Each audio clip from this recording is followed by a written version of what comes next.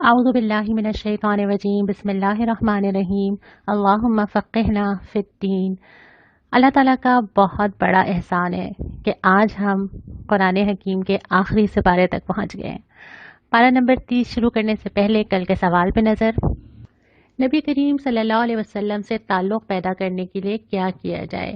یہ تو ہم نے اب تک اتنے سپاروں میں پڑھ ہی لیا کہ نبی کریم صلی اللہ علیہ وسلم سے تعلق پیدا کرنے کے لیے ہماری ضرورت ہے ہم ایمان لائیں، ہم علم رکھتے ہوں، ہم جانتے ہوں، ہم محبت کرتے ہوں، اتنی محبت کہ اپنے آپ سے زیادہ ہم اطاعت کرتے ہوں، کوئی چو چرا نہ کریں۔ اگر کوئی حکم، کوئی حدیث کوئی ہمارے سامنے آ جاتا ہے یا تو قرآن ہمیں بتاتا ہے، اور پھر ہم نبی کی مدد کریں۔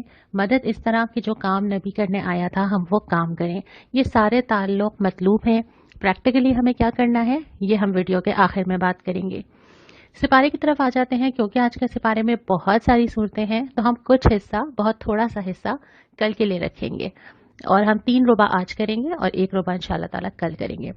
پہلے ربع میں سب سے پہلے سورہ نبا آتی ہے۔ ذکر ہوتا ہے لوگوں کے سوال کا کہ وہ آپ سے پوچھتے ہیں کہ کب آئے گی وہ نبا یعنی کہ بڑی خبر، یعنی کہ قیامت۔ اور پھر اس کے بعد اللہ تعالیٰ کی نشانیوں کا ذکر ہے۔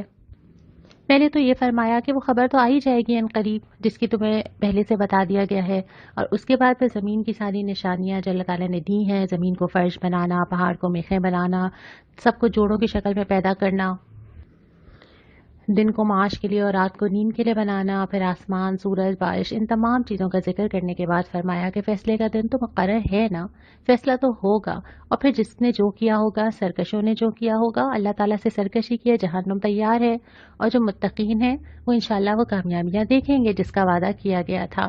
اور ہر آدمی جس نے جو بھیجا ہے وہ اللہ تعالیٰ کے پاس موجود پائے گا اور وہ اس کو دیکھ لے گا۔ اس کے بعد سورہ نازعات آتی ہے، مکی صورت۔ اس میں ابتدا کی گئی ہے فرشتوں کی قسم سے، اور اس کے بعد فرمایا گیا کہ قیامت کے قریب 2 جھٹکے ہوں گے۔ مزید تفصیل میں کئی جگہ اس کی ملتی ہے۔ پہلا وہ جھٹکا ہوگا جس میں زمین اور وہ تمام چیزیں جو زمین میں ہیں وہ تباہ ہو جائیں گی، سوائے جسے اللہ زندہ رکھنا چاہے۔ پھر ایک اور جھٹکا ہوگا جس میں تمام لوگ اٹھ کے کھڑے ہو جائیں گے، حیران ہوں گے کہاں سے لائے گئے، قبروں سے نکالے جائیں گے۔ اس کے بعد پھر فرمایا کہ رسول کو جھٹلانے والے کی عبرت ناک سزا ہے۔ اس کے بعد حیات بعد الموت یعنی مرنے کے بعد دوبارہ زندہ ہونے پر دلائل دیے گئے ہیں۔ پھر یہ ذکر کیا گیا ہے کہ جو ٹھکانہ ملے گا نا اس کے پیچھے کوئی نہ کوئی تو تمہارا اپنا ہاتھ ہوگا نا۔ دوزخ جن کا ٹھکانہ ہوگی وہ کیوں ہوگی؟ کیونکہ انہوں نے دنیا میں سرکشی کی تھی، اور پھر جنہوں نے آخرت کے بجائے دنیا کو ترجیح دی، دنیا میں دل لگایا، دنیا میں سب کچھ کھپایا، دنیا ہی کو سب کچھ سمجھ لیا، تو پھر کیوں نہ ان کو دوزخ ملے گی؟ انہوں نے تو اللہ کے لیے کوئی چیز قربان نہیں کی، اللہ کے لیے کچھ انویسٹ نہیں کیا۔ ہاں جنت چاہیے، جنت ٹھکانہ ہے، لیکن اس کے لیے ایک کرائٹیریا تو ہے نا۔ وہ کیا ہے کہ اپنے رب کا خوف رہا، ہر وقت یہ دھیان کیا کرنا چاہیے کیا نہیں کرنا چاہیے، یہ ایک کانشیس رہنا یہ آسان تو نہیں ہے نا زندگی کے اندر۔ اور پھر یہ کہ اپنی نفس کو بری خواہشات سے روکنا۔ ہم نے یہ پڑھا ہی تھا نا ابھی کچھ دن پہلے کہ نفس کے پیچھے، نفس کی بندگی انسان کیسے کر لیتا ہے، تو نفس کے پیچھے چلنے سے روکنا بہت محنت چاہیے اس کے لیے ہم سب کو۔ ہر روز دل کچھ چاہتا ہے، کرنا کچھ اور ہوتا ہے، تبھی تو جا کے وہ جنتیں ملتی ہیں۔ سورہ عبس آتی ہے، ابتدا میں تلقین کی جاتی ہے کہ دیکھو اصل اہمیت دنیا میں بھی اور رابطے کے لیے بھی اور دائی کے لیے بھی اس شخص کی ہے جو حق کا طالب علم ہے۔ وہ کیا علم کتنا حاصل کرنا چاہتا ہے، اس کا اللہ تعالیٰ سے کتنا تعلق ہے، اور اس کے علاوہ پھر انسان پہ اللہ تعالیٰ کی مہربانیاں گنوائی گئی ہیں، اور یہ کہ انسان اپنے فرض سے کتنا غافل ہو جاتا ہے نا۔ اللہ کی دی ہوئی ساری چیزیں استعمال کرتا ہے لیکن یہ نہیں سوچتا کہ اس کو کرنا کیا ہے۔ اور پھر قیامت کے دن کی تذکیر کی گئی۔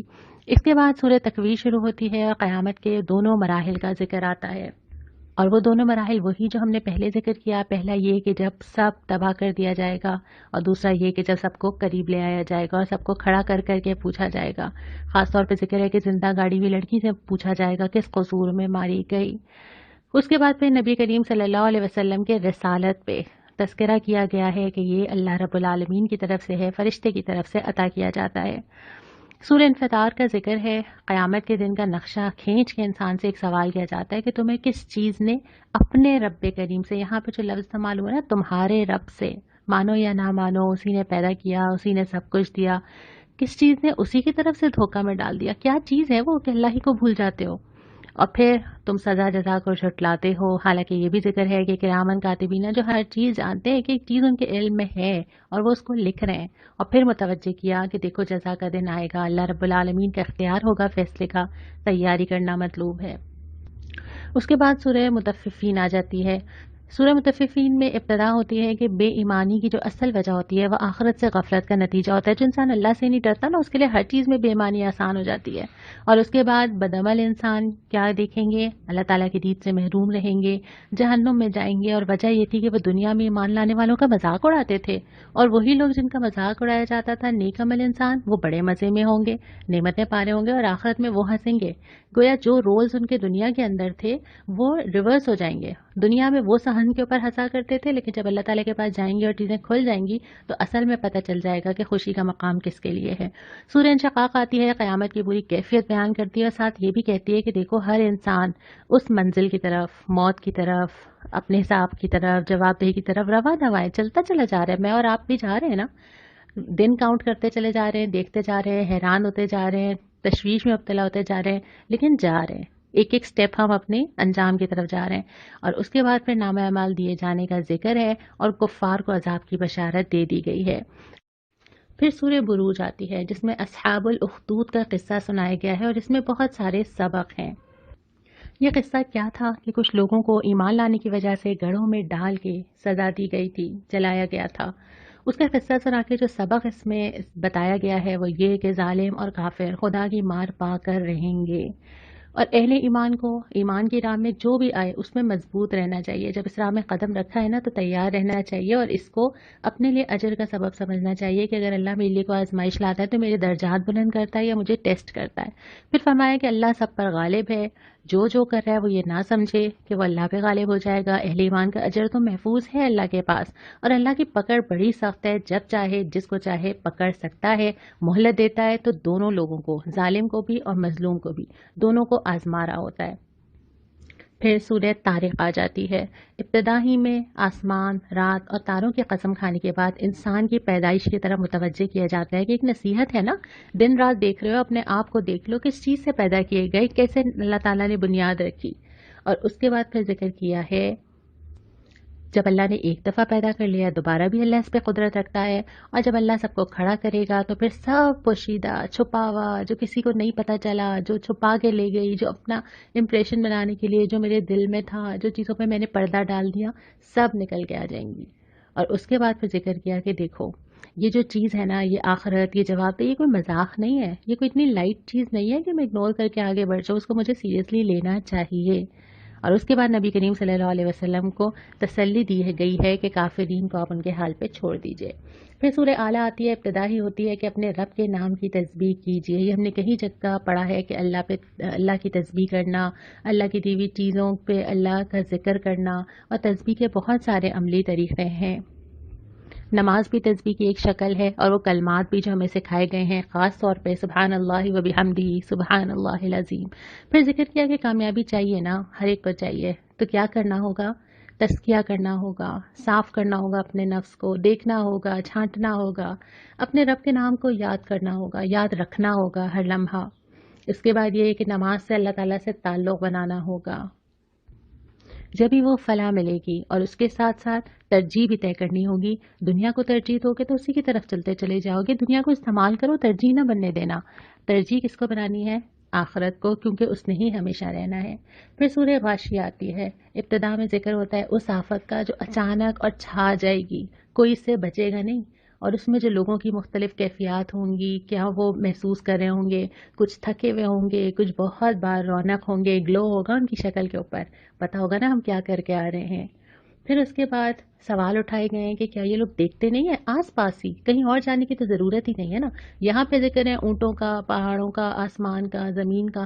میں اس لسٹ کو جتنا لمبا کرنا چاہوں کر لوں، اپنے آپ کو، اپنی انگلیوں کو، اپنے ہاتھ کو، آسمان کو، بارش کو، گرمی کو، جو چیز بھی ہو، کون سی چیز ایسی ہے جس کو دیکھ کے اللہ نظر نہ آتا ہو؟ نگاہ چاہیے ہوتی ہے، ہر ایک کے پاس نگاہ نہیں ہوتی نا۔ جب اللہ دل کی کھڑکی کھولتا ہے، قرآن بھی یہ کام کرتا ہے، تو پھر انسان کو وہ نگاہ پیدا ہوتی ہے، پردے ہٹتے ہیں، اور ہر چیز میں قدرت اور اللہ کی کائنات نظر آنے لگتی ہے، اللہ کی نشانیاں کھل جاتی ہیں۔ اس کے بعد پھر نصیحت کیے جانے کی تلقین ہے کہ آپ کسی پہ زبردستی تو نہیں کر سکتے نا، لیکن اس کا یہ مطلب نہیں ہے کہ آپ نصیحت کرنا ہی چھوڑ دیں، نصیحت تو آپ کرتے چلے جائیے۔ اس کے بعد پھر سورہ فجر شروع ہوتی ہے، اور سورہ فجر میں ابتدا میں تمام ان قوموں کا ذکر کیا گیا ہے جو بڑی عالیشان تھیں، جو بہت صلاحیت رکھتی تھیں، بڑی بڑی چیزیں بنا لیتی تھیں، جہاں تک کہ چٹانیں تراش لیتی تھیں، لیکن ہوا کیا؟ فساد کیا زمین پر، اللہ کے خلاف گئے اور اللہ تعالیٰ نے پکڑ لیا۔ تو اللہ تعالیٰ تو ہر ایک کو موقع دے رہا ہے اور جب چاہے اس کو پکڑ سکتا ہے، اور ان کا بھی یہی انجام ہوا۔ اس کے بعد پھر انسان کا ذکر کیا ہے، جو مادیت انسان کے اندر ہوتی ہے نا، یہ جو مال کی محبت ہے، یہ جو رویہ انسان کا دنیا میں چینج کرتی ہے۔ جب اس کو بہت کچھ ملتا ہے تب ٹھیک ہے، پھولے نہیں سماتا، خوش ہوتا ہے، ذرا سی مشکل آئی تو کیا کہتا ہے؟ اف، مجھے کہاں ڈال دیا اللہ تعالیٰ نے، کس چیز میں مبتلا کر دیا، شکوے کرنے لگتا ہے، شکایتیں کرنے لگتا ہے۔ جبکہ یہ صحیح رویہ نہیں ہے۔ انسان تو مشکل میں بھی، تنگی میں بھی اللہ سے مانگتا ہے، اللہ تعالیٰ کا شکر ادا کرتا ہے۔ تو مومن کا رویہ، پہلے بھی ہم نے بات کی کہ ہر حال میں مشکل ہو یا آسانی، اللہ کی طرف رجوع کا ہی ہوتا ہے۔ اس کے بعد ذکر کیا ہے کہ جو مال سے محبت ہو جاتی ہے، اس کے جو نتیجے ہوتے ہیں یہ ہم شیئر نہیں کرنا چاہتے، ہم چاہتے ہیں بس سمیٹ لیں، اپنے پاس رکھ لیں۔ جیسے یتیم کا مال چاہتے ہیں کہ قبضہ کر لیں، مسکین کو کھانا نہ ایک دوسرے کو کہتے ہیں، نہ خود چاہتے ہیں کہ کھلائیں، میراث بانٹنے کے بجائے سمیٹنا پسند کرتے ہیں۔ تو مال کی محبت ہے دل کے اندر، تبھی یہ رویہ پیدا ہوا ہے۔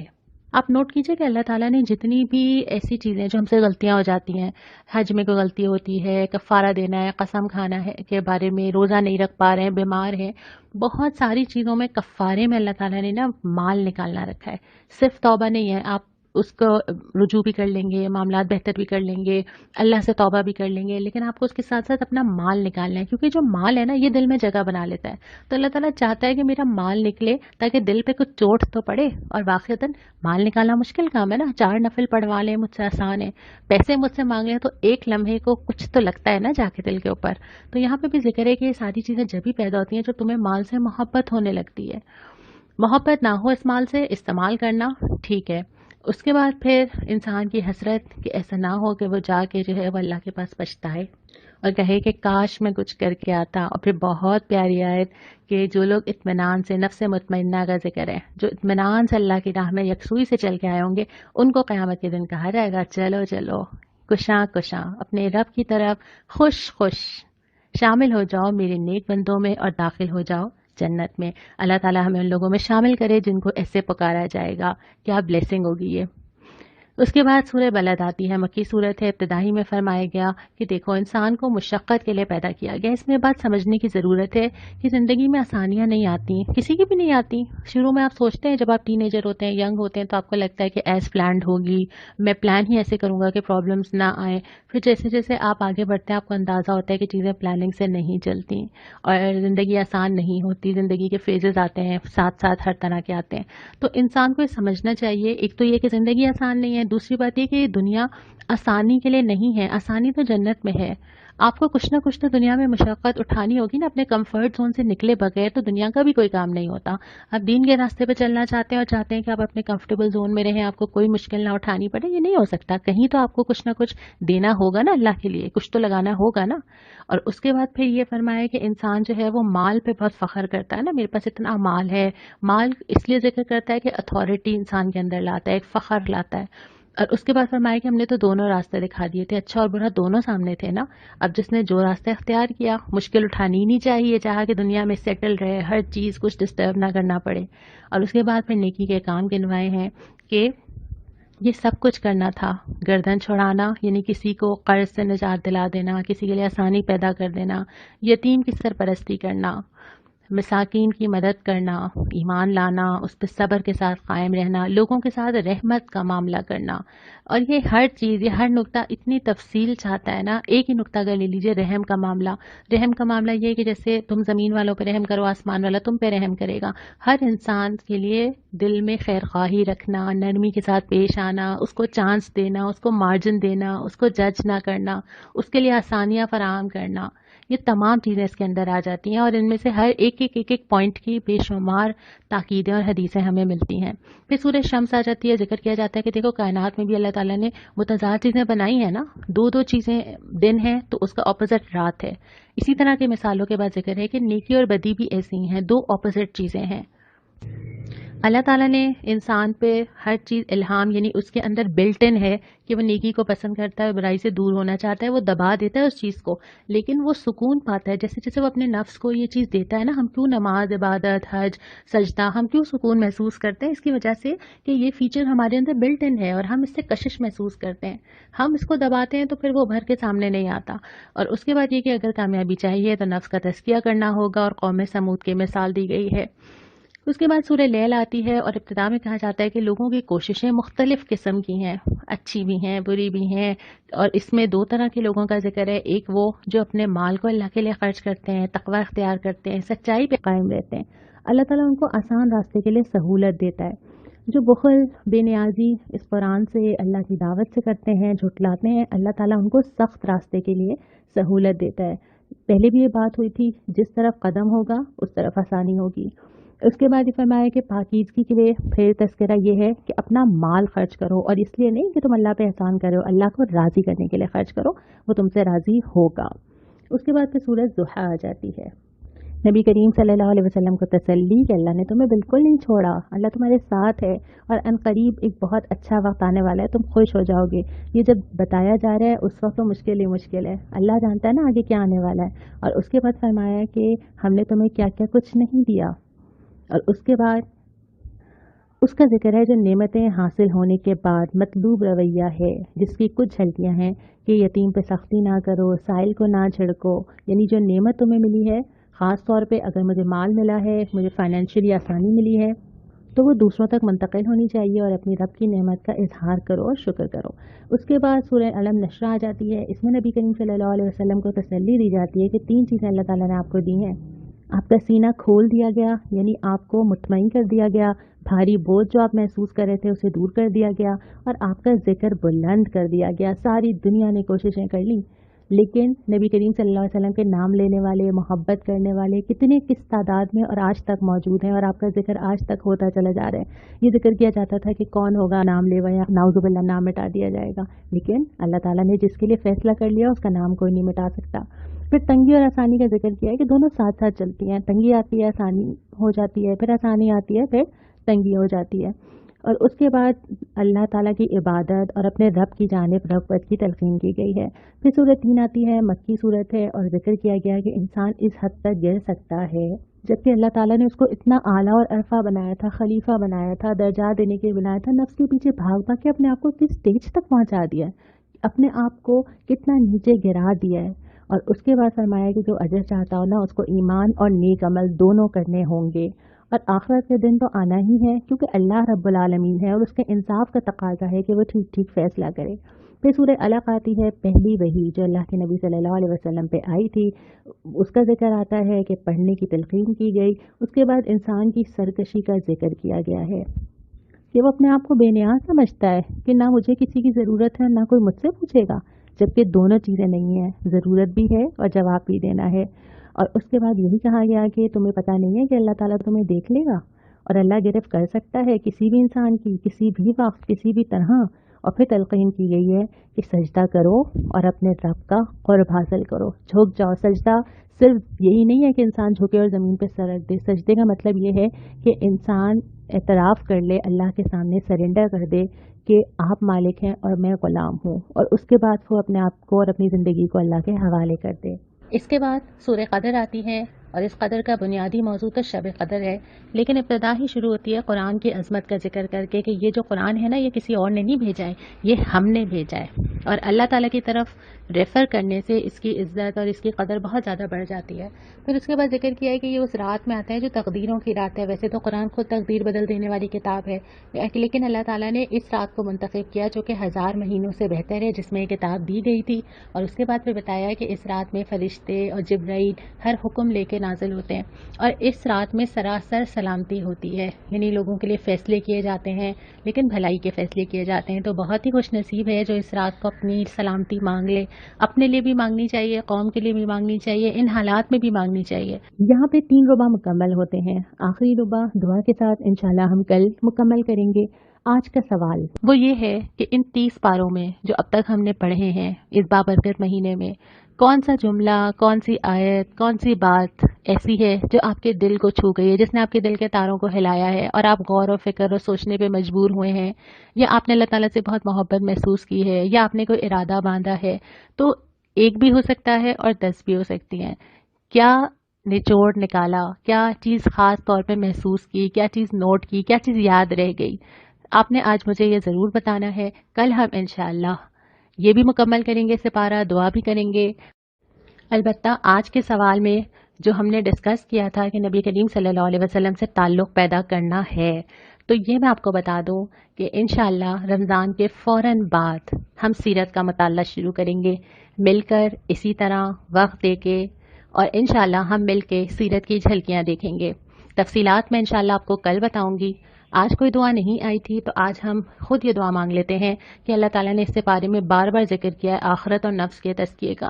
اللہ تعالیٰ ہمیں آخرت کو یاد رکھنے والا، اپنے نفس کو اس کی راہ میں چلانے والا اور اپنے نفس پہ کنٹرول کرنے والا بنائے۔ نفس کے پیچھے میں نہ بھاگوں بلکہ نفس کو میں اللہ کی راہ میں بھگانے والی، لگانے والی بن جاؤں۔ اللہ تعالیٰ ہم سب کی مدد کرے۔ وآخر دعوانا ان الحمد للہ رب العالمین۔